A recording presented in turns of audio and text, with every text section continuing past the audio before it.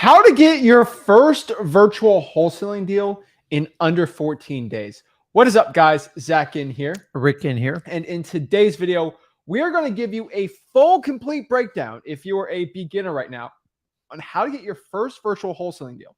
Like if you're doing virtual wholesaling, I don't care where you're at in the entire world, you can get a wholesaling deal straight up. Okay. I'll tell you this. We had we went fishing in Mexico. Very kind of remote part of Mexico, right? Not too crazy, but there ain't much good internet out there, just LTE pretty much. We did some live streams out there, and I can tell you, I did about 5 virtual wholesaling deals there with our team. And so if I can kind of do it in Mexico, now, obviously, I had the skills I have now with it, so it wasn't that difficult, but like you can really, if you're in a country that has decent enough internet, which I would say 95% of people watch. Honestly, if you can watch this video, your internet's probably good enough to wholesale houses, right? And me doing that was just like, I mean, heck, if I can do it here, you can do it anywhere, right? Yeah, that wasn't like a big game changer for me, but we got people on these live streams. Like I know Stan last week, I think it's Zimbabwe.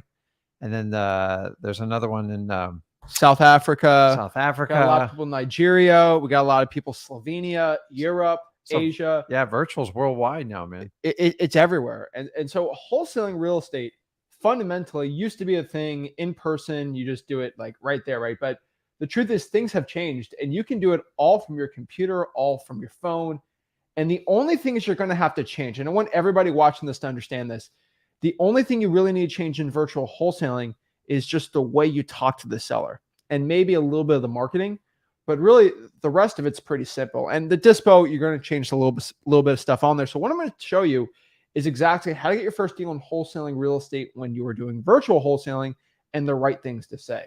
Guys, this is like a $5,000 virtual wholesaling webinar we're doing, right?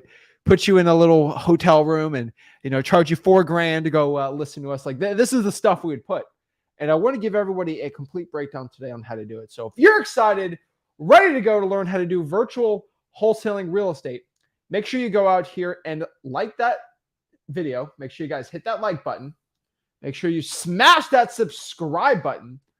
Comment below your questions, and we'd love to help you out in wholesaling real estate and help you become the best wholesaler you possibly can be. So without further ado, let's get the intro going and let's break it all down step by step, how to get your first virtual wholesaling deal. Woo!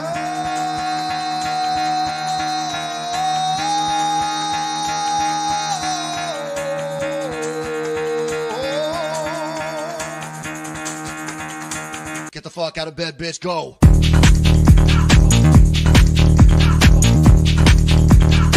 Get up, and they got go.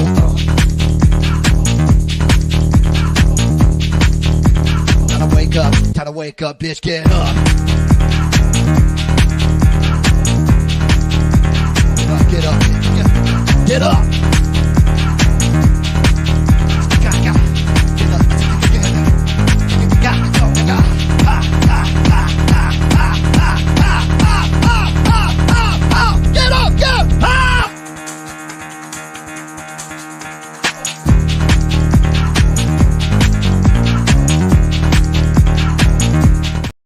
Oh, snap. We're ready to go, guys. I love seeing everybody in the comments getting excited for this.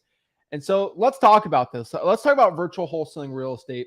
And really, I think the first thing we need to talk about is, should you do local wholesaling real estate or virtual wholesaling real estate? Now, if you're outside the United States, virtual wholesaling is just what you got to do. I'm just letting everybody know. Remember, I do have a free wholesaling course, freewholesaling.com. I think everybody knows that.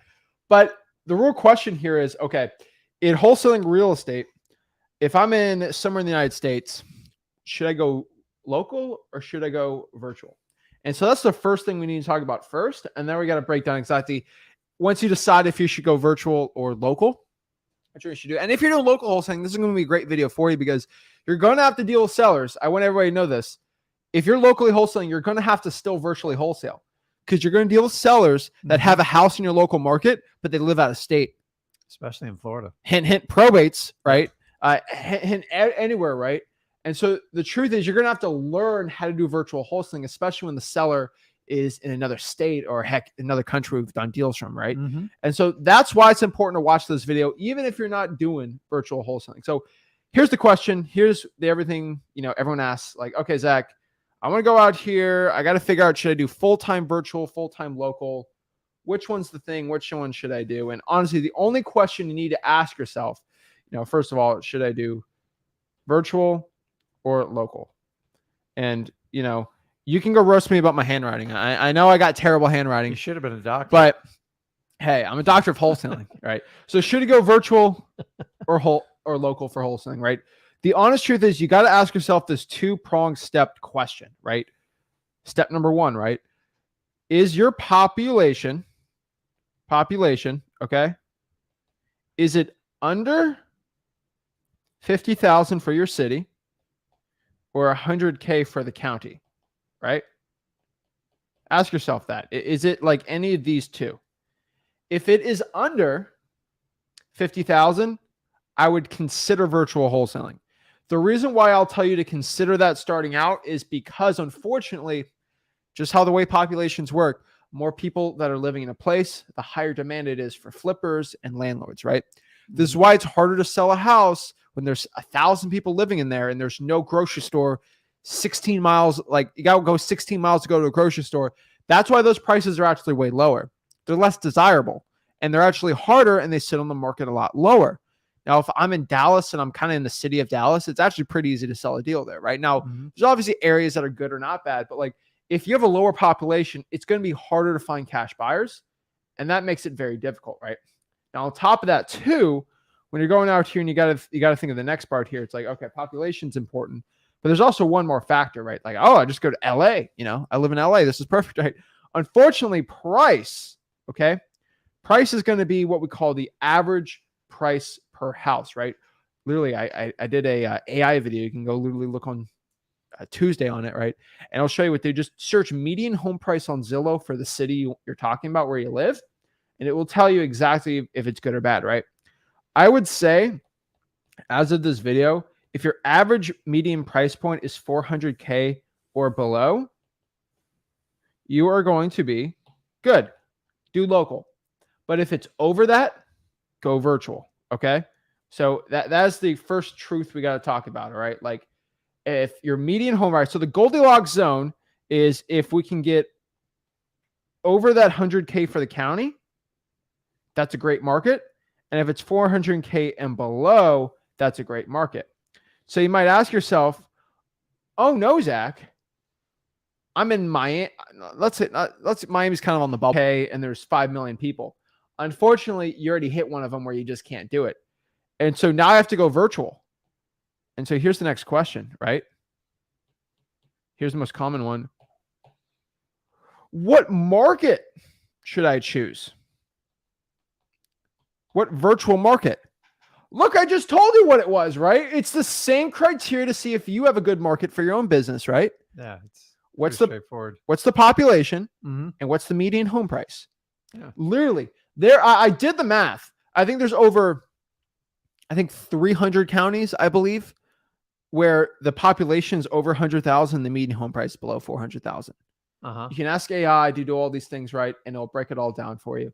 This is why it's very, very important for you guys to figure this stuff out. This is why when you're looking at if you should do a virtual wholesaling market or a local wholesaling market, like which one you should do, my honest opinion, if it's not in these criteria, go virtual. And when you want to go find a market, pick any market like this. You can actually look at data and all the other stuff for that. And that's really going to help you out really, really well. And so that's the truth. So when we are starting out in wholesaling real estate, when we're going out here and we got to figure out, should I go virtual, local, where I should do everything, it's going to be all about what market you're going to do. And that is the very important part here, right? And that's it, right? I get everyone like, oh, but I'm in, I see a comment here. I know I'm in Dallas. It's super competitive. Good. Good, it's competitive. There's a lot of cash buyers and there's a lot of people making millions of dollars in Dallas.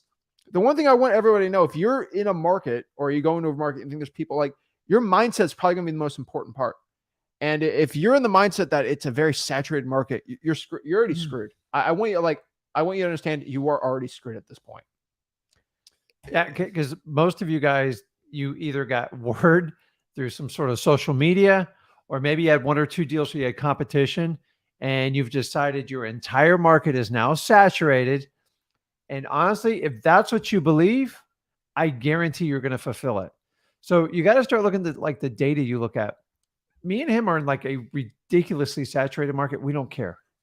It just means you got to step your game up, and you've got to help people in a lightning speed fashion.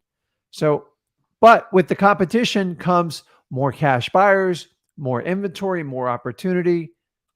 The minute you say your market's saturated, you're done. Now, the really cool part is if you're in one of these very high price market, it doesn't mean only do virtual. You could always do local markets, but it's going to be hard to do 3, 5, 7 deals a month in say like San Francisco, Manhattan, or downtown Miami. Now, when an opportunity comes up, you already know the market. If you're prepared and you already got experience through your virtual market, that's going to allow you to do both markets.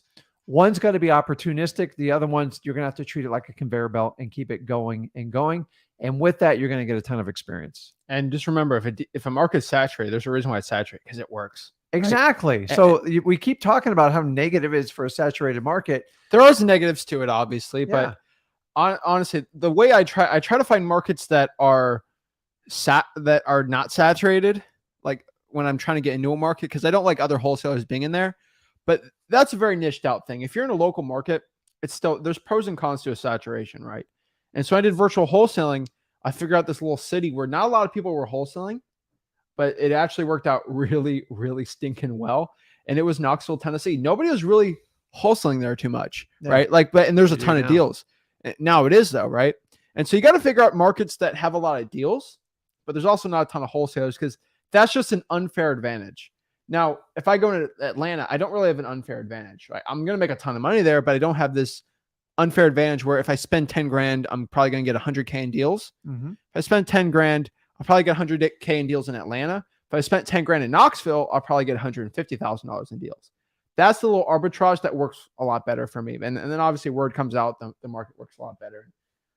It's crazy. So here's the question now. How do I find my first deal in virtual wholesaling real estate? Not a lot of time. I got to do it quick. What's the thing to do? You have to understand one simple equation. There's one easy, simple equation that will change your mind forever about getting a wholesaling deal. So what is a wholesaling deal? All right. A wholesaling deal, to find one, it's one equation. Okay. I'm like Albert Einstein with my one equation to do all this. Okay. I figured this all out. It's fascinating the way you look at it, but finding a wholesaling deal comes down to two things. And when everybody comes to me and says, Zach, I can't find a deal. It's so difficult to find a deal. Finding wholesaling deals is just so hard and stressful, and I just can't do it. And it's it's the worst. I just can't find deals.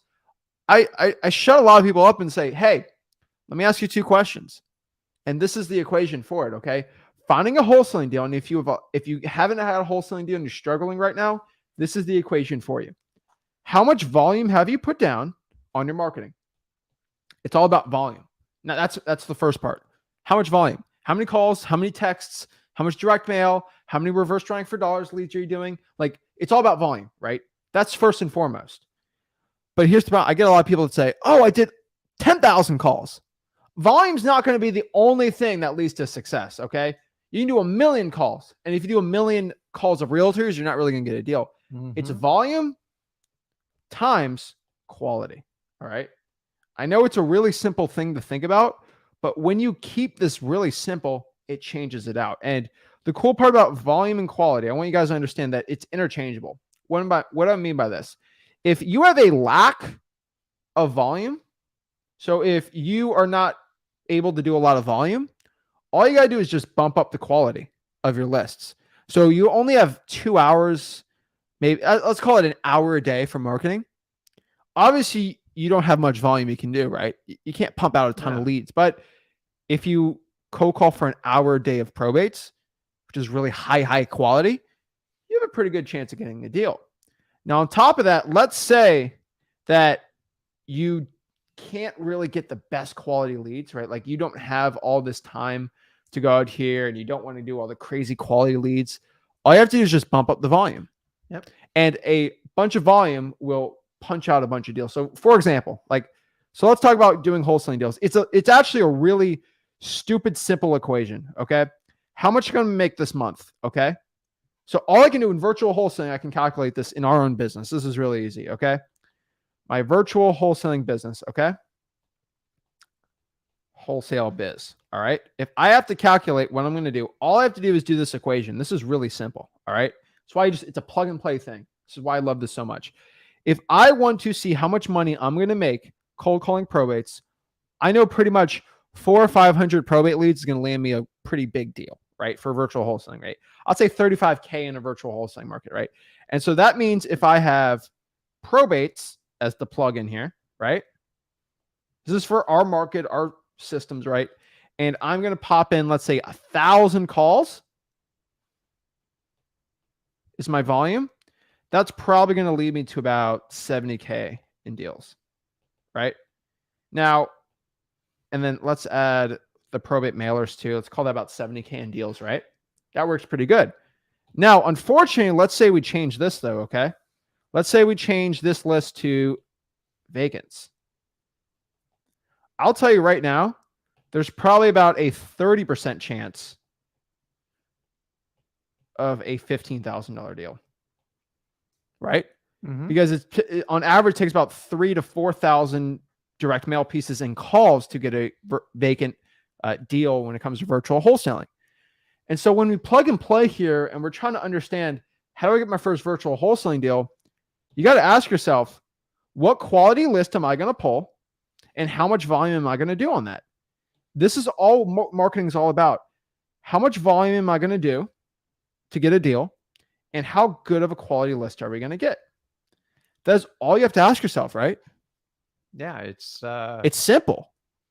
A lot of people overcomplicate it. Yeah.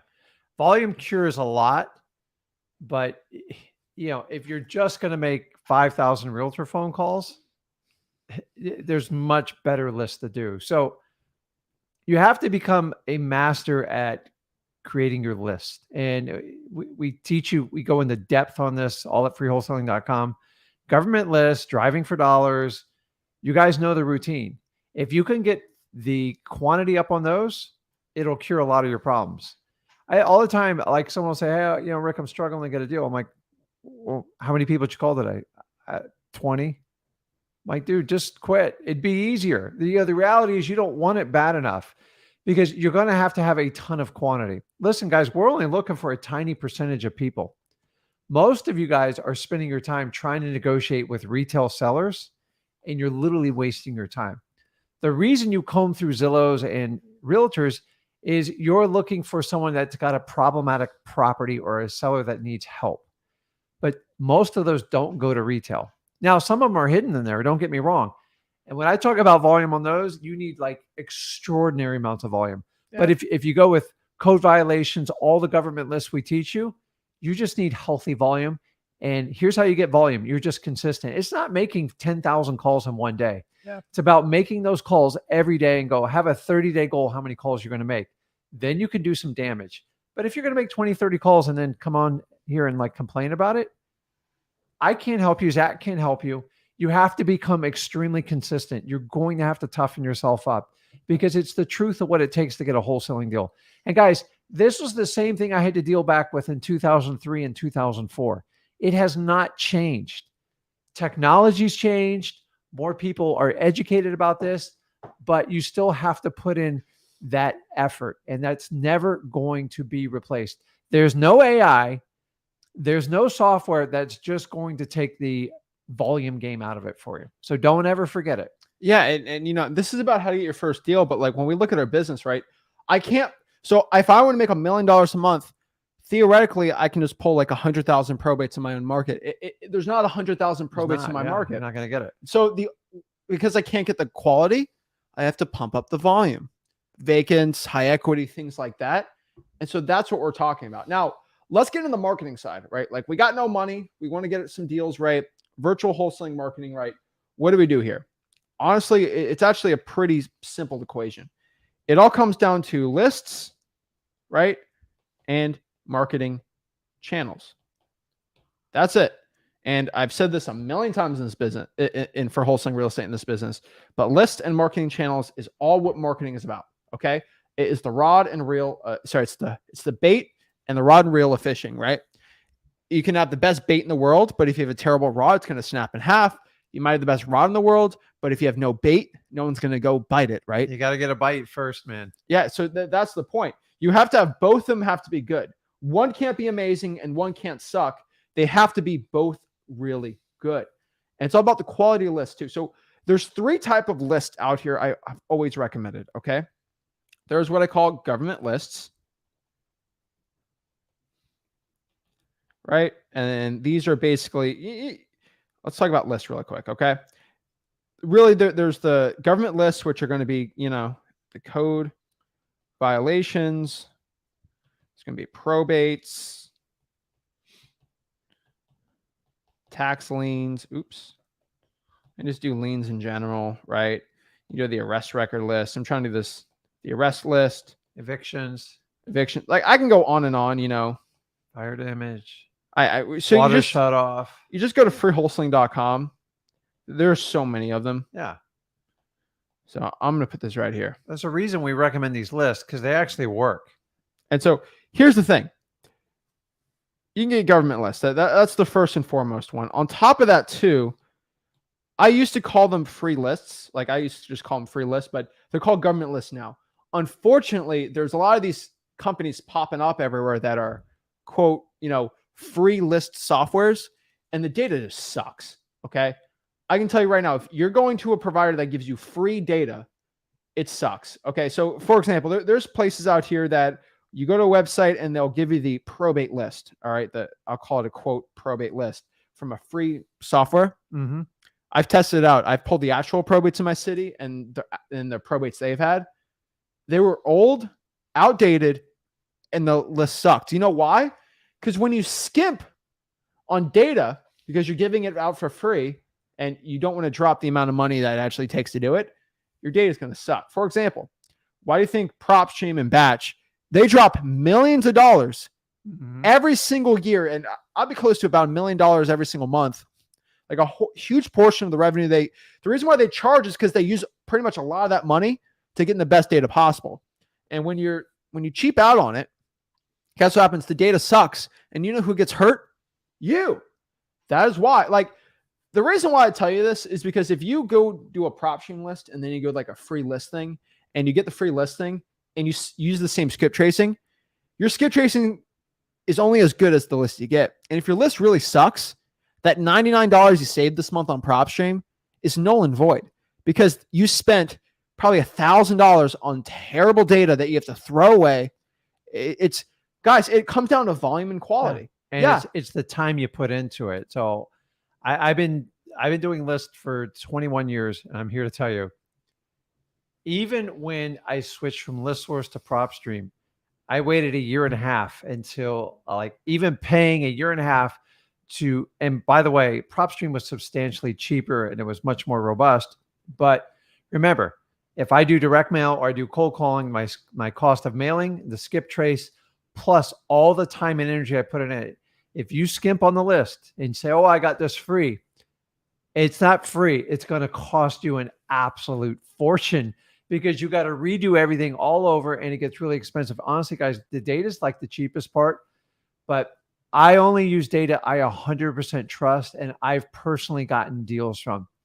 Technically, you can get a deal from like anyone's data, but we talked about these probate services. When I first started probates, it sounded so perfect. Someone was going to hand deliver in my inbox all the leads, do everything for me. I never got one stinking deal out of it. And I was paying $350 a month just for one county. Now, here's the exception. On the government list, if you can get them direct from the source, it is phenomenal. It's technically not free because you got to put a lot of time and energy into it. You have to earn the list. You're going to have to earn that list. But I'm just telling you guys, if you go and get free data, if you think you saved $99 by doing it, if you spend 30, 50, 60 hours cold calling, spend thousands on mailing, and even texting and skip tracing, you find out the list is not really that great. It's going to, the $99 is going to be, it's going to cost you thousands. So yeah. I'm just telling you, only use trusted sources that have years in the business, because data is extremely important. And if you screw the data up, I don't care how much volume you do, it's not going Well, I to have make to up say for one bad thing. data. This is a really important part. Okay. Yeah. When you go and talk to big wholesalers that do a lot of deals, right? Mm-hmm. They use the best of the best list providers, right? And when you talk to the top people that get the best data, like that, and they have YouTube channels and all these things, right? Some, they sell courses and stuff, but like they still run 100K a month businesses that make millions of dollars every single year. There's like these free softwares that not one person making over 100K a month in wholesaling promotes them, or they don't talk about it. You know why? Why? Because they've all tried it behind the scenes and they all suck and they never talk about it. That's why I get asked all the time, should I do this free software that'll pull the lists for me and it's all free? There's not one person that's a 7-figure wholesaler that talks about that. You know why? Because it sucks. Absolutely sucks. Okay. I get people, try to tell me, should I use this insert trash name skip tracing company that's owned by a guru? And I'm like, does no other person does any big wholesaler ever talk about that they use it? No, never. Yeah. You know why? Because they've all used it. Guys, I've tried the free wholesaling software. It sucks so bad that I hate for you to guys be like, okay, it's free. I'm going to go use it. Come back to me and you say, I use this. Why isn't it working? I get it all the time because your data sucks. Guys, when I talk about quality and volume, when you skimp out on quality of your list, when you're going to go pay for a list, it sucks. Like it drives me crazy. But guys, don't skimp out on quality for $99. If you have no money, get a list you have to earn. And so the one thing I want you guys to understand when I say this, the reason why I say this is the quality of a list. All right. The quality of a list is directly in proportion, is equal to how hard it is to get. I want you to understand that. It's not about how much money you spend on it, okay? This is the important part. It's not how much money you spent getting the list. It's how hard it is to get that list. Very important. When I'm an average Joe wholesaler and I can go pull a vacant property list by just paying for PropStream or Batch, it's not as big of a quality as a probate list because it's harder to get a probate list than a vacant list. That means there's less saturation with that type of list and there's more motivation. And so that's why it's really important when you get this. And so when I say using a free software, when you compare it, it's insane. And so the quality of lists is in proportion to how hard it is to get the list too.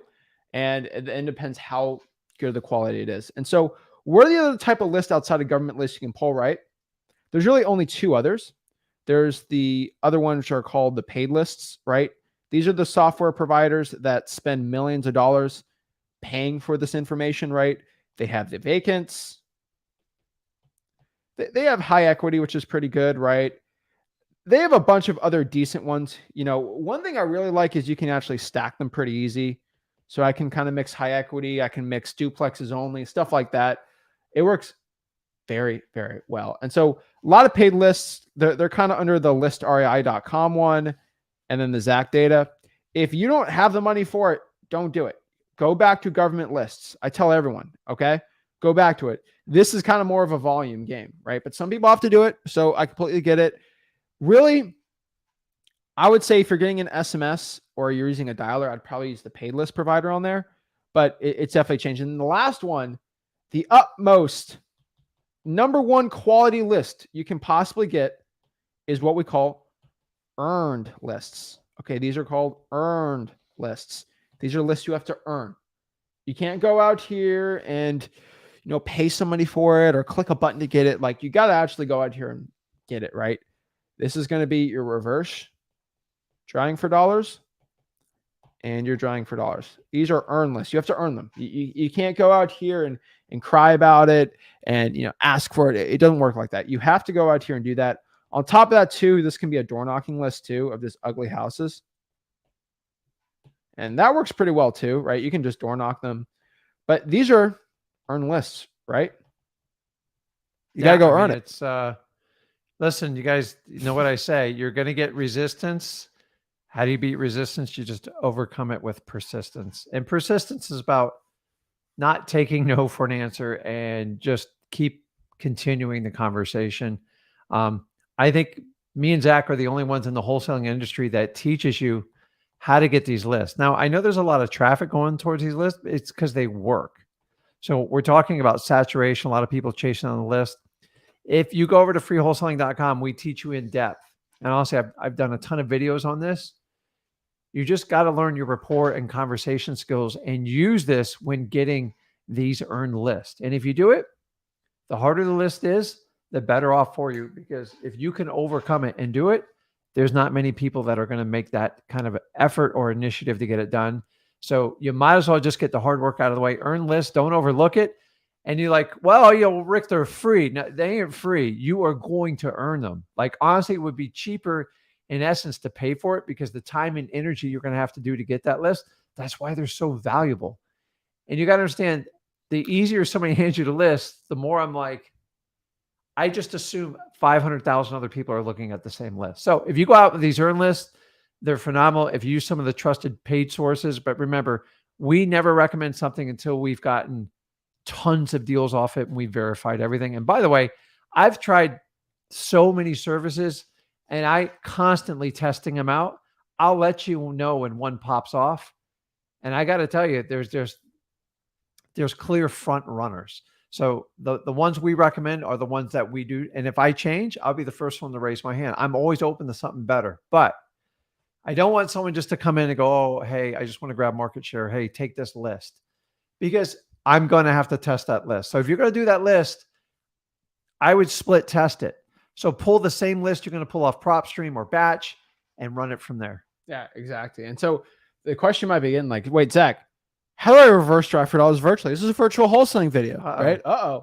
Guys, there's a reason why I mentioned earn lists. You can still do earn list virtually, right? So let's get into some channels, right? So how do I do reverse driving for dollars? That's the first question, right? You obviously can't do it yourself. Everybody knows that, but you can find someone that can. And this is a big secret, right? This is huge secrets that nobody talks about in this business.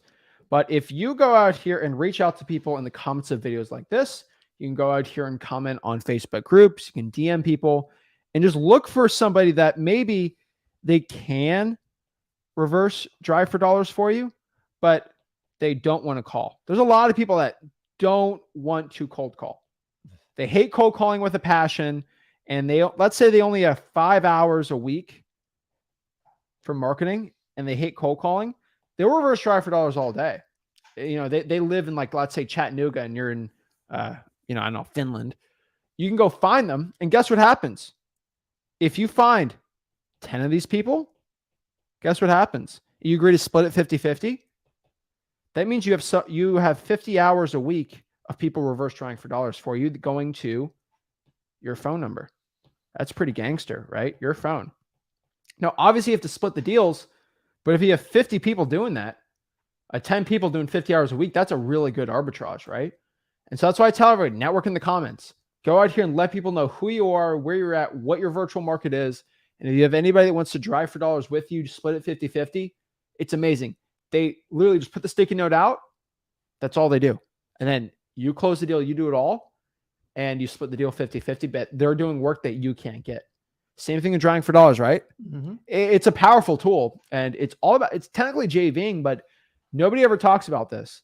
If I can connect virtual wholesalers outside the United States with people who are inside the United States that are beginners that need somebody to go kind of do a lot of the cold calling and the harder work for them that they don't want to do, it's amazing, right? Yeah, I mean, it's actually brilliant. It works. I'm telling you, it works really, really stinking well. On top of that, too, when you're doing virtual wholesaling, right, cold calling is probably going to be the biggest one, right? A lot of people have this negative connotation of cold calling. You can call it, seller outreach if you really want to change the name for it. I think it has a bad connotation. I really do. People, cold calling, they flip out. But if I call it seller outreach, you guys don't get stressed out. So it's like, call it whatever you want in your head. But I'm telling you, cold calling is still the best thing. We are not changing labels on this show. No, but I'm just saying you can call it whatever you want. But like, here's the thing. A guru is going to say, oh, you should do a seller outreach method. It's just cold calling, but they changed the name. It makes you feel better, right? Whatever you want, right? On top of that too, SMS is a really good platform too. You can do it actually just on your own phone if you want, right? I'll tell you 50 texts a day, even if you have no money, you can still do it for free. And now obviously you can do like smszach.com or something like that if you're gonna do a lot bigger ones. But honestly, it's up to what you want to do. On top of that too, you can kind of do that JVing method we talked about before. And then you can also just find people that locked up deals and they need help, right? Oh no, like what do? It flips people out. And then last one, you just kind of do what we do, direct mail. I love direct mail too, but obviously reverse strong for dollars direct mail. I can send direct mail pieces. That's not going to be the main way to get deals when you're doing virtual wholesaling real estate. And so the next part here is the acquisitions portion, right? This is when we go out here, we close sellers out here, and we got to do it virtually, right? And so we talked about in wholesaling real estate, we are doing virtual wholesaling, right? We have to shift our marketing a little, right? We got to change it a little. When we do our acquisitions, we sort of have to change it a little bit too. The fundamentals of wholesaling is the same, but we got to change it just a tad, right? Yeah. So let's talk about virtual acquisitions now. You can see where my son gets his handwriting from. Yeah. So you have to think on acquisitions, the one differentiator is you're not physically with them. So I'm here to tell you, if you're brand new and you want to do virtual, I'm just going to go through some basics. So number one, let's just establish some basic rules. Because we are using the phone. That is our power vehicle. So you're going to use the 80-20 rule. If you don't know it, go over to freewholesaling.com. God gave you 2 ears and 1 mouth. You need to use it accordingly. The better you can listen, the more intel you're going to get from your sellers. And it's easier to gather that intel to structure a deal. If you constantly dominate the conversation and you don't hear your sellers out, you're never going to be able to qualify. So if you know you're a big talker, this is hard. You have to talk 20% of the time and not 80. Mm-hmm. Why? Because you can't gather intel and you can't listen to people if your mouth is always running. You have to understand. So if you're a big talker, you're going to have to adapt. I had to adapt when I did this.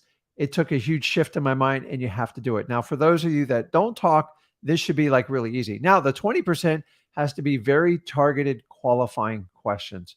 And I'm going to get deep into that. So before we get into it, and then the other one is ego. You just got to lose it, man. Yeah. Your ego is your self-image of yourself, and it always has to be right. And trying to always be right is not going to get you anywhere in wholesaling. Honestly, it's going to tear you apart. So you want your sellers to always feel right. That's your job. And remember, this is not a sales job, guys. All you are is taking action. You're going through your list, and now you're getting them on the phone and understanding your disadvantages. You can't physically see them. Now, why is it an advantage to see somebody in person?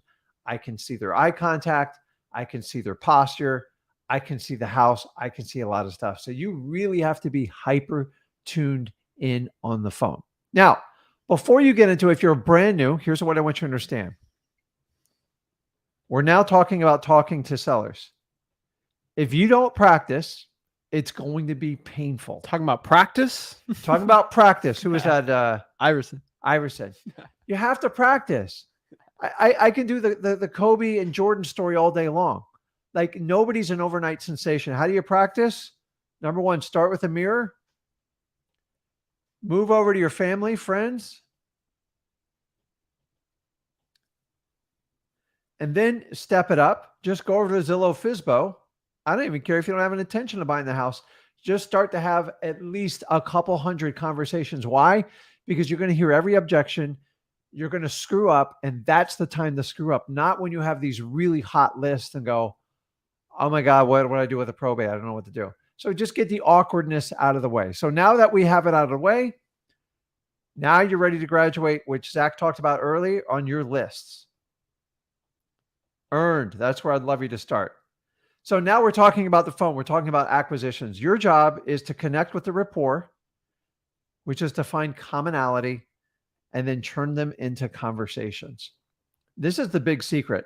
So since you can only do it on the phone, it's important you are dialed into what you're saying. So if you practice, you're going to sound a lot smoother. If you don't practice, it's going to be rough. And here's another challenge for you. Me and Zach do these lives at least 3 times a week. Jump on here. I'll do a role play with you, because 4 times with all the channels. 4 times. You have to practice. A lot of you are like, well, I'm inexperienced. I go, I don't care. How much did you practice? And 9 times out of 10, well, I'm starting now. Dude, I'm the last guy you want to practice with. Is you've got to go through and you've got to get the experience in doing it. Now, I want you to understand this. Well, let's get into some of the really key differences. So here's the keys for virtual wholesaling on AC. Number 1, acquisitions. You're trying to make a new thing. So you have to qualify.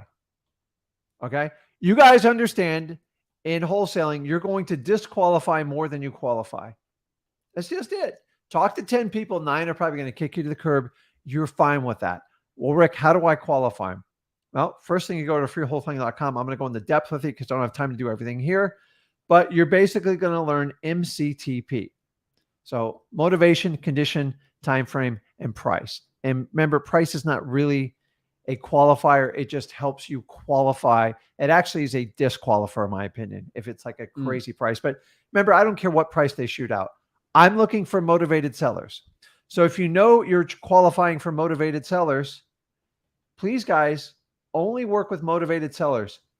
Because as much as you think you can spend 5 hours with a retail seller, you're not getting anywhere. Volume does not help with retail sellers. I'm going to repeat it. Volume is not going to help you with retail sellers. If you are spending tens and hundreds of hours with people that aren't motivated, you are going to drive yourself nuts. Yeah. So you got to find motivated sellers. So once we go through and we find motivation, hey, I need to get the house sold. It's got deferred maintenance. And guys, remember, your lists are automatically targeting these people anyways. Unless you downloaded an MLS list or you went on and just did FSBOs with no qualifications, you are going to find motivation in there. So remember, we talked about the quality list. Now, once you have quality, you can churn up volume. Here's the key. You come to an agreement and they say, listen, well, can you come over in person? Biggest objection you have on it. What do you say to these people, guys? Tell me in the comments, because I want to know, because this is the biggest objection you're going to get in virtually. And honestly, I struggled with this when I first did it. I'm like, I thought I had to get on a plane and go look at every property. You don't. And say, listen, here's what I'd like to do. If we can come to an agreement on price and you're comfortable with the contract, is we are going to have an agreement over the phone. And once we have an agreement, so I don't waste your time and my time, then I'm going to come out, have someone take a look at the property. And that way we know we have a deal. But without that upfront agreement, I can't come out and look at the house. So let's just go ahead and get this out of the way. You're going to have to use this strategy unless you want to get on and spend thousands of dollars on plane tickets and eat up weeks of your time. It works. And why not? Why wouldn't they want to have an agreement up front with you and you have an agreement up front with them? That way, all you have to do is get through a simple inspection. That's simply how I say it to all of them.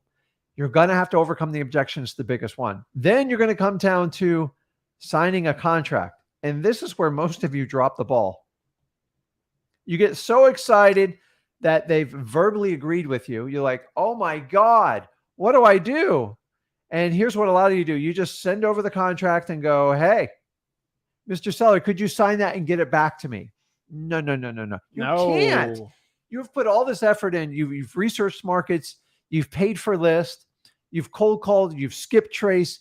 You've got an agreement. You've sorted through all the people. You got them to agree to a price. That's 90% of the battle. You're at the final pivot.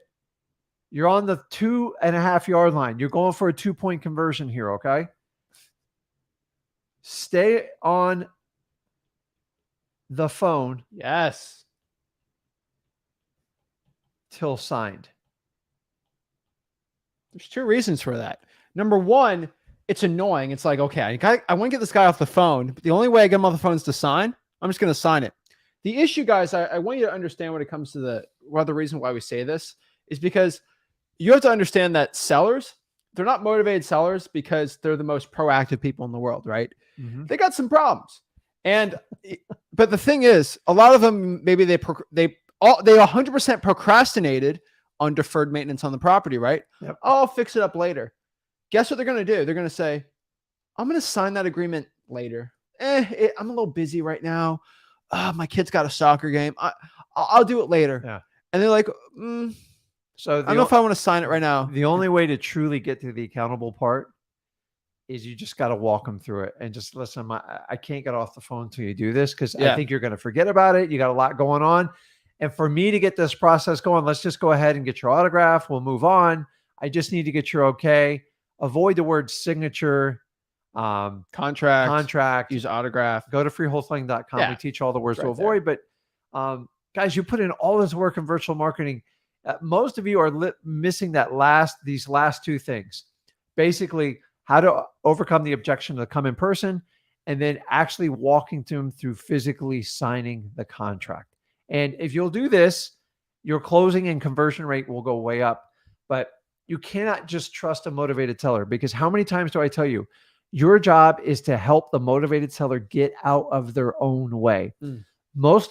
Here's just the truth. I'm going to give you a truth bomb here. Most motivated sellers are in a position because they just made a rash, short decision, and they keep freaking out and they don't want to make another bad decision. Although they have to sell the house because they can't afford and they can't do the maintenance.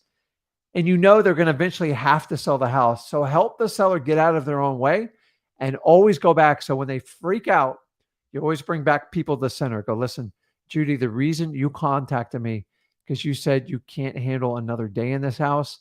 You can't handle the stress and the bills, and you want a clean start. You want to get that money. You want to go see your sister.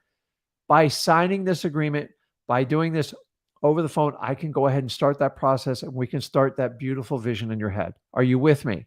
Great. Click that button and just incentivize them. And I keep selling the dream on where they're going to be. Remember, I'm not selling them. I'm just selling them on a vision of giving them peace of mind. If you've ever, listen, guys, I've been a motivated seller a few times in my life. It happens. It happens to everybody. And I want you to understand that the reason they're in this position, because they constantly delay every decision. That's why the house is in such bad shape. So you have to fix that part. On the last one, I want you to understand, this is the big one. Everyone says, well, Rick, I lack experience. Oh, I get that so much. Okay. Or I'm too young. Oh, yeah.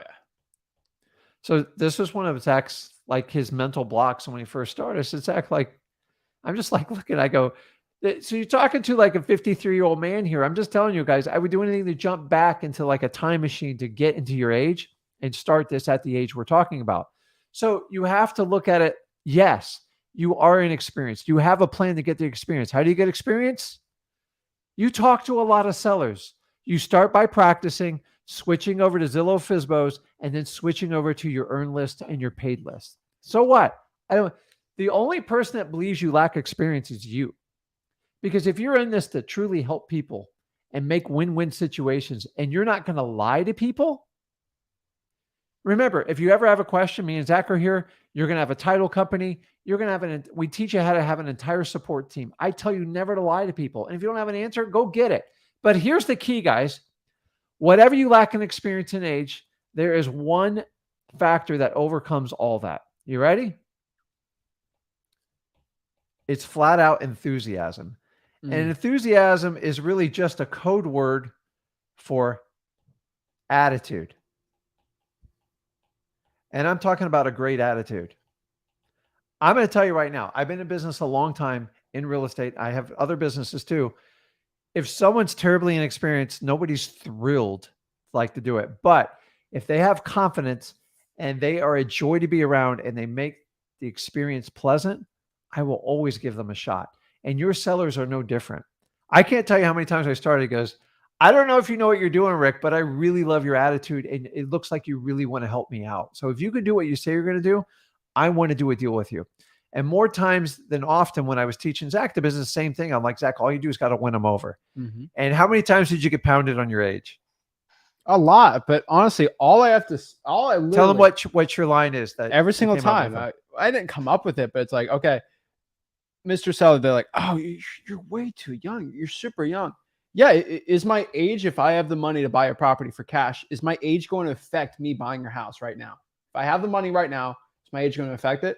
No, that's it. Yeah. Guys, I tell a lot of people, not a lot of people understand that Alexander the Great was 21, 22 years old when he ruled Northern Macedonia as the emperor and then conquered pretty much the known world, all of Persia, Babylon, literally Egypt.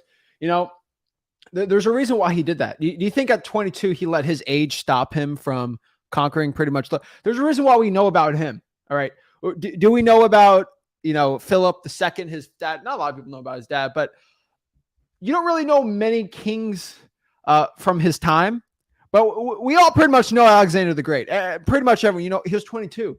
You think he let his age stop him? No way, right? Who is it? Joan the Arc, 17. Yeah. We still know about Joan the Arc. Does anybody else know about the 100 Years' War or the Rose War back in those? No one knows, but everyone still knows about Joan the Arc. And she was 17. She commanded army in France, right? She was pretty cool. But we know about them. Did they say, I'm too young to do this? No, they took it. They all had one thing, though. I'll tell you this. They all had confidence. And that's the key that nobody ever talks about. It's all about confidence. It's insane. So guys, if you're young, if you're 16, 17, I don't care. Numbers just an age, really. It's really how you project yourself and how you care for others. And if anyone ever tells you you're too young, honestly, it's a compliment because you got more time to grow and improve than most other people. And you got to look at your youth as an asset. And the minute it goes off your mind, like, wow, I'm thinking like this, I want to help people out and I'm this young. Imagine when I get to Zach's age or I get to Rick's age, it's going to be unbelievable. Youth is amazing. The more enlightened you are, the younger you become at it, the more things that you can truly do to help your family out, to help sellers out. And I'm here to tell you, don't get insulted because a lot of you're like, oh my God, they're going to tell me I'm too young. It's not. It's an asset. Use it. And whatever you lack in experience, if you can make it up with a great attitude, I can't tell you how many times I go to business. I get people that have no idea what they're doing, but if they have a great attitude, I always give them leniency and I give them the benefit of the doubt. Once they got a nasty attitude, it's a whole different ballgame. And I want you to understand that you are in absolute control of your attitude, how you show up every day, how you look at everything. Either you look at it as a lesson or a problem. If you look at everything as a problem, you're never going to avoid problems. You go hide in a cave, you're going to have a problem. The cave's going to leak. It's going to be dark. It's going to be cold. You're going to have a house. You got mortgage. You got utilities. You got snowstorms. You got hurricanes. It's just on how you view it. So guys, whatever you lack in experience, just make it up in enthusiasm. And I agree. It will overcome a lot of these obstacles. 100%. And so the one thing I think a lot of people have to practice is that objection to virtual wholesaling. So it's like, oh, can you just come by and see the house? Or when are you going to come by and see the house? Remember, practice this line. Hey, I'd love to go see the house, but the way our company works is we get the agreement done first so we don't waste your time or my time, and then we'll go out and look at the property. That is it, right? So remember, guys, yes, someone's going to go by the house, the boots on the ground, right? But we have to get the agreement done first so we don't waste each other's time. That is it, all right? And so the last part is dispositions, all right? It's getting the deal done, right? The first thing we got to understand about dispo is what we call our boots on the ground. These are the people that are going to pretty much take pics of the house, output videos too, and so we can go sell it to the cash buyer, right? We got to get pictures on the house. We got to confirm the condition of the property, right? So either you can do it a free way or a paid way, right? There's a free way and there's a paid way for it, right? Because everyone's like, oh yeah, I got no money. Okay, fine. Free way, you can JV or you can have your cash buyer do it. I hate to tell you, but that's pretty much, oh, what if I get a realtor's going to steal your deal? A realtor's going to want money. They're part of the cash buyer portion. So if you want a boots on the ground, you don't want to pay any money, JV it with somebody or find a cash buyer. Oh, but I got no money. I don't want to give half the deal. It's like, which one do you want? You got to choose one. And then paid, obviously, I'd say about $50. You can get a BPO, right? So there's BPO agents that actually do it, that take pictures of BPOs. That's a good one too. And then on top of that too, you can kind of spend somebody on Facebook to go take pictures and a video of a property. Or a photographer is a little too expensive for photographer's like $100. Not worth it for me. Yeah, but more than that. Honestly, it's not. Don't make the property look too good, and you kind of don't want that too. I think a lot of people don't understand this. When you take pictures of a house, you don't want to make it look better than it really is. Like, you want the cash buyer to confirm it and not be shocked at something, right? And so when it comes to selling the deal, dispositioning the property, finding the cash buyers virtually, it all comes down to, this is pretty simple, but like cash buyers, right? So cash buyers on the dispo side, pretty simple. There are 3 main ways to find it. I'll call it 4 if you really want to get into it. But cash buyers are going to want to flip. Oh my goodness. Either cash buyers only want to do 2 things. They either want to flip it for a profit or they want to rent it out. That is it. There's no which way with cash buyers. I mean, they're the only other type of cash buyer I know are ones that will try to live in the house or maybe buy it and then hold it for like land banking. That's 1% at most, right? Mm-hmm. I've sold some. I'll tell you this, a quick story for virtual wholesaling deal, and I think it's a really important one. I've sold deals to people that actually live in the property and they paid the most for it, right? Yeah. And so one example, I had this property I locked up. It was in this huge HOA community. It was insane. It was this kind of like a not a condo, but it was kind of like a townhouse type vibe. And I locked it up for $115,000. And I sold it for $140,000. All my cash buyers wanted to buy it for $125,000, but I sold it for $140,000. You know why? Because I found an end buyer who'd pay the most, like a realtor. How did I find this person? Did I list it on Zillow? No. Guys, when you're doing dispo, do not list the property on Zillow like you actually own it. You don't own the house. You're brokering real estate at that point, and that is not good. Okay, don't act like a realtor. I get people to do novations, listen on the market that don't do that either. What I did was I went on the Facebook group for the community. There's probably like 2,000 homes in that community. Mm-hmm. Huge. And all I did is I joined the Facebook group and I said, I have a property that I'm about to flip or I'm going to flip, but I might just want to do another project. Does anybody here want to buy a property that needs a little bit of work for cash? Yeah. Guess what happened? Flooded. Oh, my son needs to buy a house, or my son's a realtor. Half of them are realtors trying to get me listed. But I found a rich guy that lived in the neighborhood that wanted his son to live there too. Mm-hmm. And he was going to renovate the property. So the rich dad, not rich dad, but he had some money. He bought it for cash, renovated it, sold it to his son for an FHA loan. Yeah. That's actually not a terrible thing, right? Yeah. And he got a good discount, and I sold it for way higher than a cash buyer. Yeah. And it worked like that. So if you want to find end buyers, stuff like that works, but they're rare properties. Okay. Yeah.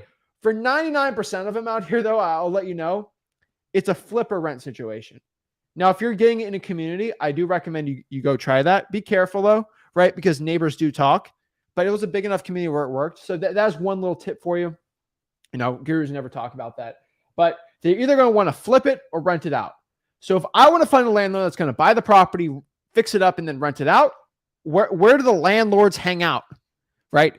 That they list the property for rent, right? That's all we're going to do. So we're just going to go, number 1, to the 4 rents. All right. That can be on Zillow, Coldwell Banker, realtors, whatever it is, but call them and the landlord should be on there. The landlord should have their info. If you go to freeholding.com, I have recorded calls of me talking to cash buyers that are basically landlord buyers. Number 2, we can cold call the actual cash sales. This is the list that you get at listrei.com. Handwriting's terrible today. All right, whatever. Brutal. But these are a list of people that buy houses for cash. It's literally a list of people that have bought houses for cash in the past month. You're going to call them up. Hey, I saw you buy this house for cash. Are you looking to buy any more for cash? That's it. I like to do the zip code of the deal we got, but it's pretty simple. Cash sales, you call them up, right? Number 3 here, this is a big one, but these are actually title companies. If you have a good wholesaling title company that does a lot of wholesaling transactions, ask if you can get connected to the cash buyers. Half of them will say no. Half of them will say yes. It's a great deal. How many deals have we sold through our title company a deal that's kind of like tight? It's crazy. Big. It's huge. Listen, they know everybody. They know people who've fallen out of contracts, and they know who can close quickly. They know how much money they have. They know the type of properties they want. And really, the title company just wants the business. I would offer to buy lunch or do something special for that title company because man, when you're in a pinch and like somebody falls out of contract and you need a replacement, honestly, title company is probably your best one to close quickly on a deal, like on a huge time crunch. We go crazy. Like, I mean, for holidays and birthdays, we get gift baskets and all those things. But here's the thing. Let me tell you, I know it's easy for me to say it because when I go to our own title company, say, hey, you got any new buyers for this? Mhm. We make them so much stinking money that they're okay. Like that, they want to help us out. So it's a little tougher for you starting out. I completely get it, but they're going to want to help you out. You just got to build relationships with them because you can't just, don't be that type of person. So this type of person does it physically, and they're the same people who do it virtually. I used to run a RIA meeting, and we'd always have 2 or 3 annoying people, and all they would do is walk in the room, say, give me your card. I need cash buyers. And they'd run around the room, and everyone would just start like, oh my God. If that's how you want to network, you're going to get killed. It doesn't matter if you do it digitally or in person, because true networking is about providing value first, helping people out, earning their trust, and then having them reciprocate it with you. You can't, if you constantly take from people, they just avoid you. So now we have the new age spammers. People join a group. This happens every day. You see it, Zach. They join today, and then 2 minutes later, give me all your cash buyers. Where my cash buyers at? Where my cash skip trace? I'll do it. People are doing it in the comments right here. I'll skip trace. I'll do it. Providing absolute zero value. They just want to take. And like when I get that, I'm done with you. I don't want to deal with people like that because your mentality stinks. I agree. And so the next part here are property auctions. Okay. Guys, there's property auctions, there's tax auctions, there's government auctions, there's private auctions. Yeah, there's all these auctions. List. Guys, when you have an auction, okay, I want you guys to understand, and here's the property, right? Nice little house. God. Whatever. Okay. And there's like all these people right here, okay? And they're all bidding on one property. Do we bid on the property, Zach? No. And then look, I'm red. Never. Okay. I'm the wholesaler. I'm inside of there, right? Yeah. Guess what happens? I go network with all these people before the auction. All right. Like I go talk to all of them, right? We exchange info. I got a deal here, right? Look at that. I've infiltrated. And guess what happens? Only this guy won the auction. That means all these other people are super sad. I didn't win the auction and I got all this money to buy houses. Yeah. Guess what happens? We're going to go send them over. Boom. That's it. It works really well. Here's another thing too. I want you to understand this. This is a dirty trick, but I've done this. Okay. There are actually wholesalers, and I will tell you, this is truth. I can't believe this is true, but it happens. That will get all the cash buyers together on a date and call it an auction. They will auction off their wholesale deal. Okay. Yeah. They have a lockbox. They'll bring 30 cash buyers through, and they will literally auction off with them, or they'll bring them all through one walkthrough day, like 30 or 40 of them. Guess what happens? I get on those email lists. I go to them and I steal all the guys' cash buyers. There's one guy in store. He does not like me, but he did this. I just showed up, networked with everybody, like all of them. And I got his top 40 cash buyers. I get text blast all the time. I've never seen a service. I'm like, why are you guys doing? It's just, guys, listen, when you mass market and you do not vet and do it, you just get guys like me and Zach on your list. And I teach you guys this reverse marketing strategy to find markets and find cash buyers. They do all the work for you. These are people's egos that are just way too big. Now, it sounds perfect in theory. I just call everybody out the property at once. The reality of wholesaling, it just doesn't work. And honestly, you wind up pissing off a lot of people, and you're really playing realtor when you do that, because now you're selling the house. You're not selling the contract anymore, and you're going to have a problem down the road with it. So take advantage of what other wholesalers go out there and do it. I just think it's funny. To me, it's reckless. And that's how you try to sell real estate without a license. And that's what draws so much criticism to our business. And that's it. And that's exactly it. So that's how you get virtual wholesaling real estate deal in under 2 weeks. Now, you told me I had to do this like a seminar. So this is going to be our sell at the end. Okay. Oh yeah. We're going to give you a free $997 bonus thing here. Okay. If you buy at the end of this. Okay. What it is we're going to show you how to do social media deals. Okay. This is the last part. These are going to be deals all right, on virtual wholesaling that you get on Facebook groups and Craigslist. And guess what? What's some good buzzwords I can sell on this? I mean, AI. I can tell you use AI to do it. Oh, yeah. Automation, all this stuff. And all you got to do is pay right now at freewholesaling.com. And I will literally show you for virtual wholesaling how to get inbound leads coming to you like that. And guess what? This is a strategy Rick's used since 2003. Yeah. And so I used AI back then. I just no, with just your coming head. out clean If with you go it. to freewholesaling.com right now, I will show you exactly how to do it. It's our special little bonus for you. But I'm joking, guys. But I'm not joking about social media deals. They're real, and you can do very, very well with it. So, guys, it's insane. So, if you're looking out here to get your first deal virtual wholesaling, this is it, guys. I've spilled the beans. There's nothing. I don't think I left you and I. We didn't leave one stone unturned. Like I just gave it to you. You got the entire course. It's transparent, and you go to freewholesaling.com and you can look at it for yourself. So I just love it. I wish more people in the industry would just be transparent and earn people's trust up front. It'd be a lot better business. But it's my opinion. That's it. So what I'm going to do right now is let's answer some questions. Let's do some one-on-ones with the people backstage. Remember, they're all go to Wholesaling Else is for real, and let's do it. So let's answer a couple questions out here and get it. We got Jason. Jason said, just got off the phone with a motivated seller. She wants to sell for just the payoff amount. The house comes with squatters. How do you handle squatters? Well, squatters, they have their own set of rules, and they're usually not financially motivated because they're blocking it. So honestly, you go straight to a lawyer. You can't mess around with it.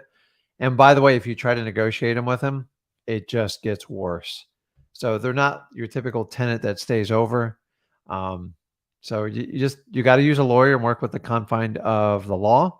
And here's the deal, though. If you're buying a house with squatter, you better be getting a deep, deep, deep discount because they can trash the house. They do create problems. But if you're getting a great deal on it, it might be worth it. So we've gone even with squatters where we had to camp people in front of the house to keep an eye on it, to run security detail. Now, I will tell you, there are tricks with squatters. So most squatters don't like any type of law enforcement showing up. So sometimes that original call, if there's a legitimate complaint there, like late night parties or some wild stuff going on, but definitely consult a lawyer and find out what your remedies are within your state laws and work with them. Don't go wild cowboy stuff because it just makes it worse. Exactly. You just got to get the good. But you're solving a huge problem by taking on a property with a squatter. That's it. Olivia says, if a seller needs more time on the contract, am I able to extend it? Of course. Yeah. I mean, you've got to get permission from the seller, but it's highly negotiable. Yes. Holly says, thank you so much for your advice. We're calling, we're talking to people, and we got an appointment scheduled. It's been a month. Awesome. Love to see that. Congrats on there. And then Jason, so the seller has the water shut off, hoping that it'd make the move out. You got to be careful with that. She's 70, lives 105 miles away, and doesn't know what to do. Honestly, you get paid in proportion to the problems you solve, right? Yeah, Jason, this is a great one. You got to get a big discount, and it can take sometimes 6 months to a year to get a squatter out legally, and you guys got to hope they don't trash the property. So Jason did a $72,000 probate deal. We just recorded a podcast. Yeah. We're going to release that soon. It's going to be an amazing one. So everybody's going to be bugging Jason now. I can't wait. All right. And so Jason, just say, go over to freewholesaling.com. They taught it to me for free. It's not complicated. Exactly. So let's do some one-on-ones. Let's talk to the people. So if you want to hop on the one-on-ones, go here to Wholesaling Houses for Real, where you learn wholesaling real estate and how to do it for real. Click the featured. Click right here, the StreamYard link, and then boom, you'd be on here to talk to us absolutely for free, one-on-one, and we can help you out. So first person we got, just walked away. He'll be back. Hustlers don't stop, they keep going. There he is. There you go. What's up, guys? Yo, what's up? What's going on? Malik, my name Malik Muhammad. I just had a quick question. I gotta kind of hurry up because I gotta go to work. But I pulled the arrest records for my county, and they want me to pay like $100. And I'm just kind of wondering, Because I asked for quite a bit of information after I looked at it, because I did the little Google Chat GPT thing and just copy paste. But I'm trying to see, is it worth? Should I pay $100 for that list?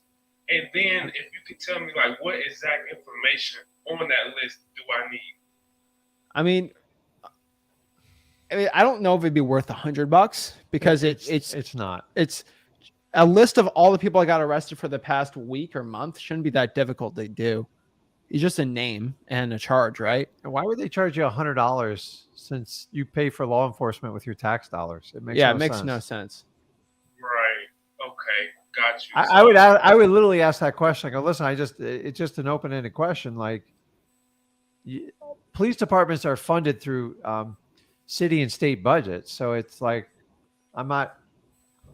you have the right to know who's being arrested in your city or county. Yeah. And they already have a record on it. So Yeah. don't pay $100. It's not worth it. And honestly, you could find, like, I don't know, man. Like we get most of that stuff for free. So Yeah. it's like, that's the first I've ever heard of someone charging it. It sounds a little crazy.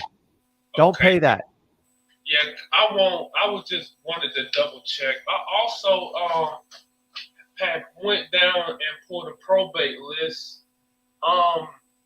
But it doesn't. I think I do. I need to go back down there and look through the books in order to find the PR, because all I have is case style and case number. Well, did you go there and ask? I did. I went there and I got the physical copies, but I didn't think to ask. Ask. Yeah, you just got to ask. Yeah, man. That's pertinent information in it, because that's the Yeah. person you're trying to get a hold of. You're gonna have to go back and just Right. ask. So Be just annoying, ask. man. Yeah, It works. I got you. nice annoying. True. So yeah, I'm calling. So I did the 311 right now. So I work from 3:30 to 12. I go to sleep. I get home around 12:30, and I go to sleep around 1 at the latest, like 1:30, and I'm getting up around 7, 8. And I'm doing the 311. I just need to really get my volume up. I really need to get my volume up, and that's why I kind of just been trying to focus on how do I get these lists and how do I, You can just drive for dollars, man. Yeah, that's what I need to do too on the weekends. So I'm gonna start implementing. Do them in the morning too. Reverse driving for dollars in the morning. Okay, in the morning. That's it, man. Okay, I got you. I think that's it. I did also try to pull the code violations. I got some code violations. And I was going through that today. It's a lot of like Dollar Generals, like really commercial property. So I'm going through that. But I don't see like what type of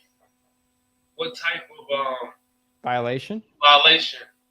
it is. Call and ask. Just call and ask. Okay. That's You it, man. just got to sort through it, and you only got to do it once. And once you figure it out, you can decide which ones you need to attack. Okay. I got you. So it's nice to meet y'all. Y'all see me soon, so I appreciate it. Gotta go to work.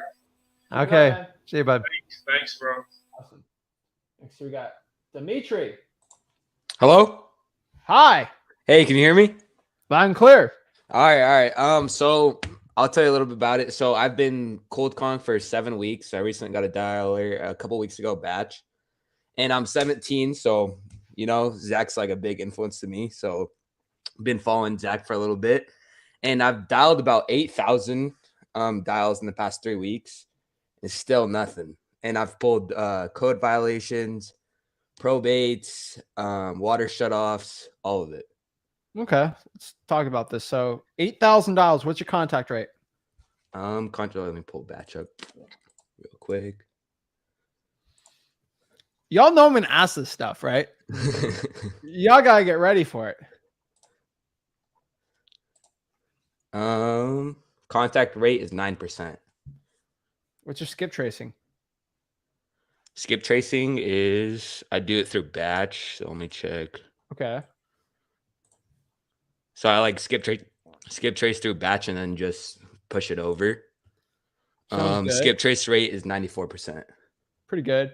So are they all code violations? What are the other 8,000?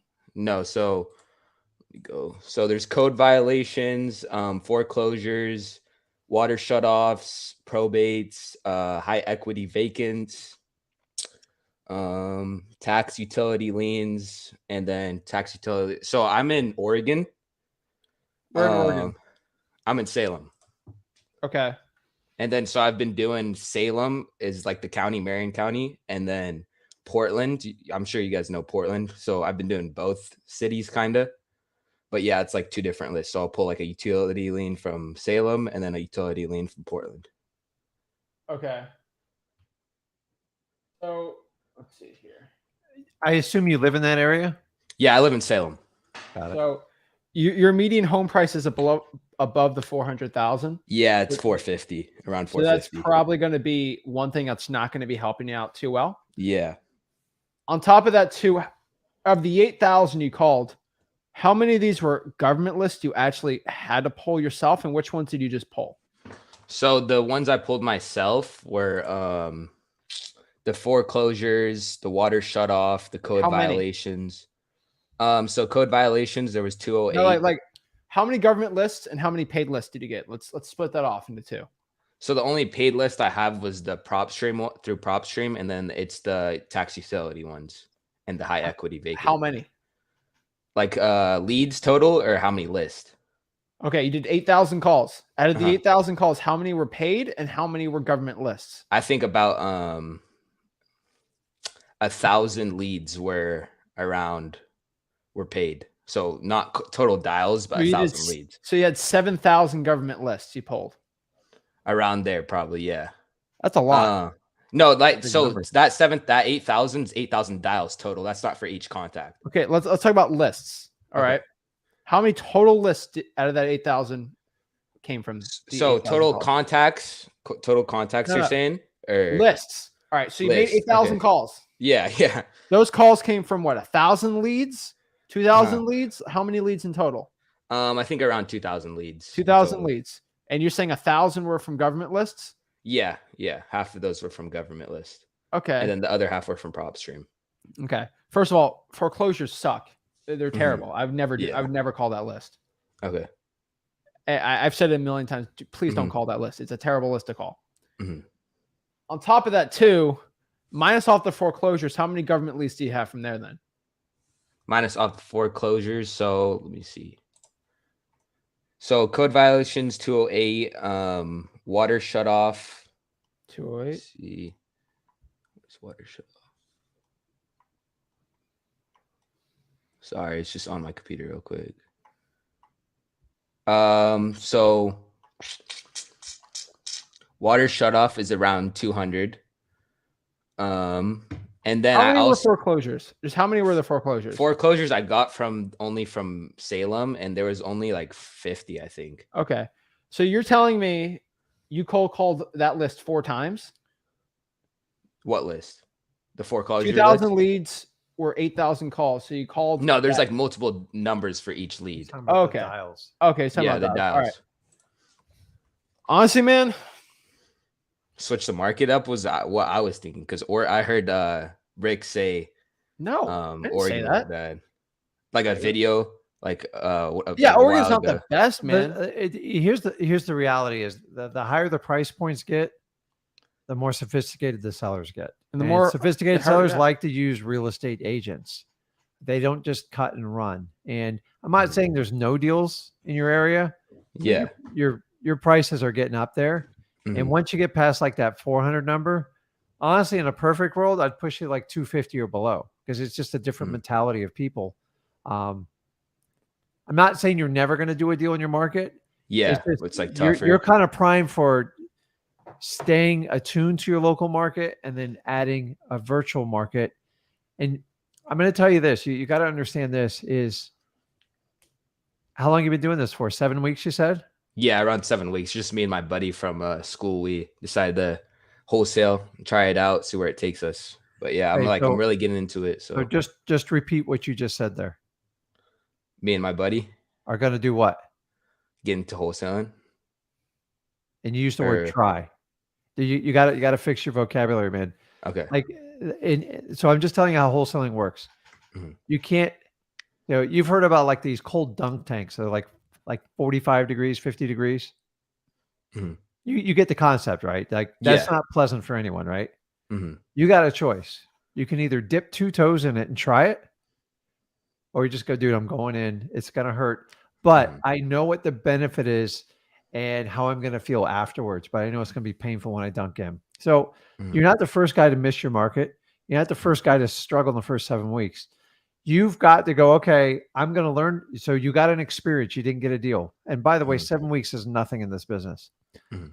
You've got to go like all in. So you know what? The biggest question me and Zach get a lot, like, how many calls before I get a deal?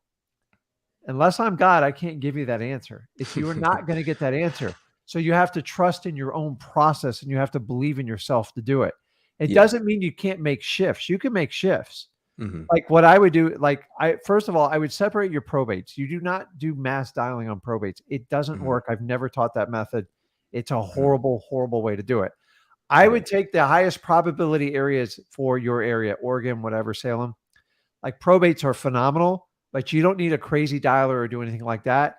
And I would do some driving for dollars and maybe some reverse driving for dollars for the foreclosures, pre-foreclosures. That's it. And then go find a market that maybe in a geographical area that's going to have a decent population that you can get well under the 400 mark and start attacking it like you were initially attacking this list. There are areas in Oregon that are like that too. Yeah. And then on top of that too, I agree with what you're saying, but on top of this too, I think because you're such a beginner, you don't really know what areas are good or bad. Did you specifically cut off the value of properties on your lists? For like prop stream? Yeah, first the prop stream one. So my buddy pulled them and I told him to put the max around 440, like the medium range. So on top of that too, what I'm going to tell you is something that's very unconventional, but I really think because you're in a higher price market, you're going to have to, when you're in a higher price market, the buyers are going to dictate it a lot more too. And so what I think you need to do is how many buyers do you have right now? Buyers right now, I haven't been focusing on buyers too much just because I've been really focusing on getting the deal under contract. So I have around like 6. So let's do this. I want you to go back to the buyers or focus, spend a weekend trying to find as many buyers as you can, or the most high quality ones that buy the most deals. Any buyer that says they bought more than 5 wholesaling deals, okay? I think you're kind of all over the board here. And so let's just do a clean slate. All right. You're pulling all these type of leads. You're trying to call as much. You're doing the volume. The quality is okay. Why don't we just do this? Why don't you ask the top buyers where they're looking to buy and what they're looking to buy? And then you attack in like a micro thing of those little markets. And then you go after it, right? Maybe your buyers want to buy $600,000 properties. Maybe they want to buy these type of houses. Go ask the buyers where they're looking to buy and what they're looking to buy. And the one thing you might find is some buyers want to buy in this specific city you haven't heard of that's 45 minutes away. That actually might be your new great market. I think you got to talk to some buyers, man. And they're going to tell you, I'm looking for 3 2s or 2 2s or whatever they're called. And then you drive for dollars, you reverse drive for dollars, and you cold call the government list on there. Cold calling is a great game, man. You're actually gaining skills by doing it. But I think reverse drawing for dollars is probably be a better use of your time. And so go find the buyers first, man, and then attack what they're saying. All right. Thank you guys. You got it, man. You're doing good, man. Like I'm telling you, sound good too. You're doing better than 95% of the beginners out here. I want you to understand that. And just I'm just you got to trying keep to do going. it. You got to keep going. Don't let it stop you because you're just trying to find your direction and your way. And this is somewhat of a normal process.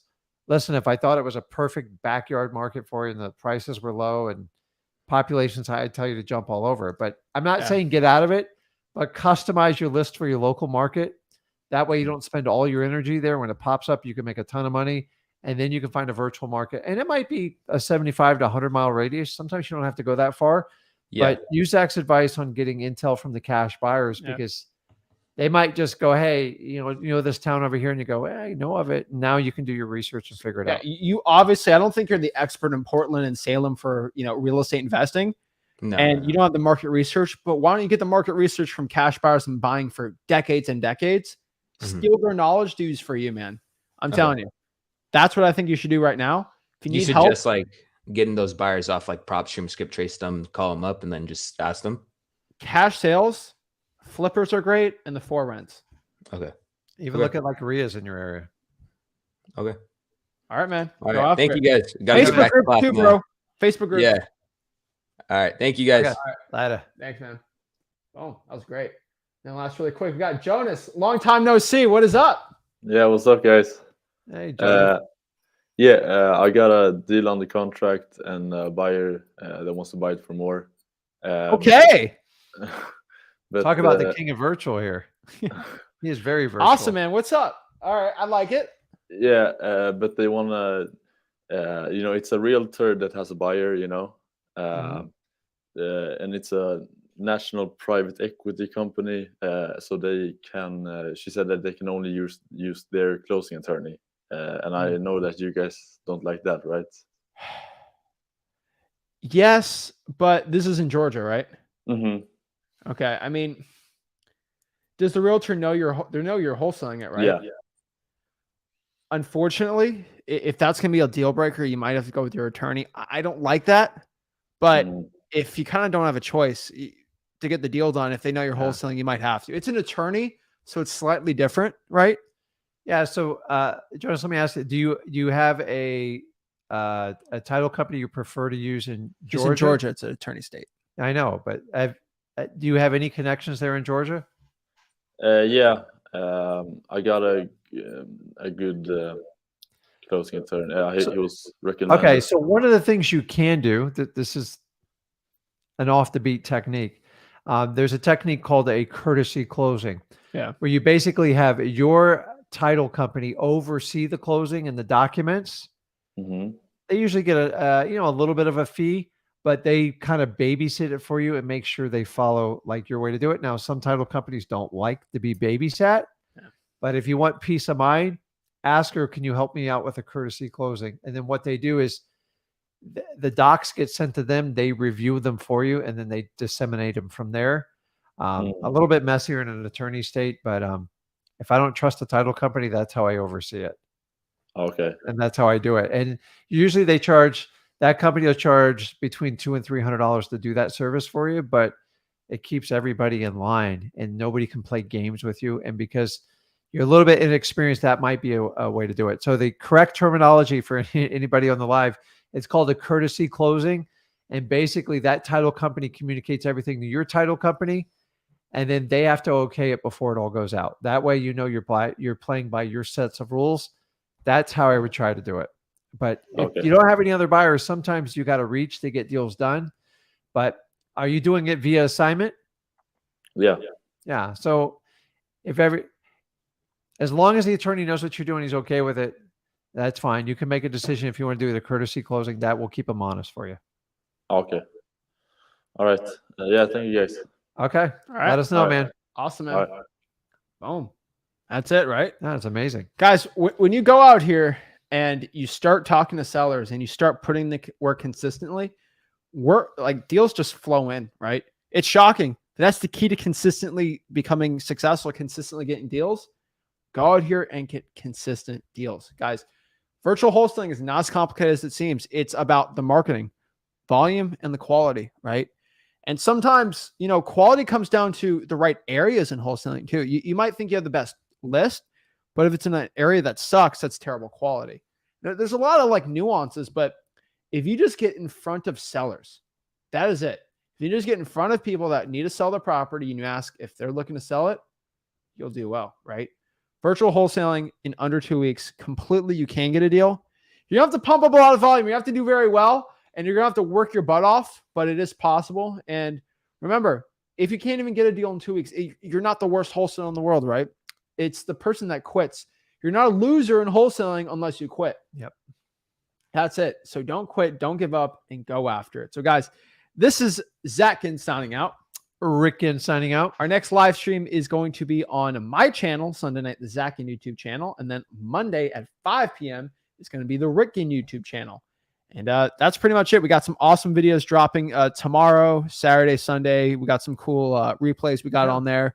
And that's it, guys. And so, guys, FYI, on Saturday, Sundays now on the Flip with Rick YouTube channel, we pay our editors to go edit out these live streams, make the audio better, make the visuals look better. We're going to upload them 4K. We're going to cut all the fluff out of it. So like an hour of us talking about a topic can be condensed into like 30 minutes. And that's insane, right? And so That's nuts. it's crazy, but it's pretty expensive to do. But, you know, I think it's worth it for you guys. And then you guys remember Zach Ginn YouTube channel, we release content, the Rick Ginn YouTube channel, and then obviously Wholesaling House's Real YouTube channel. So guys, make sure you hit that like button, subscribe, go to freewholesaling.com, and we'll see you guys soon. Thanks, guys. Appreciate it. See you guys. Bye.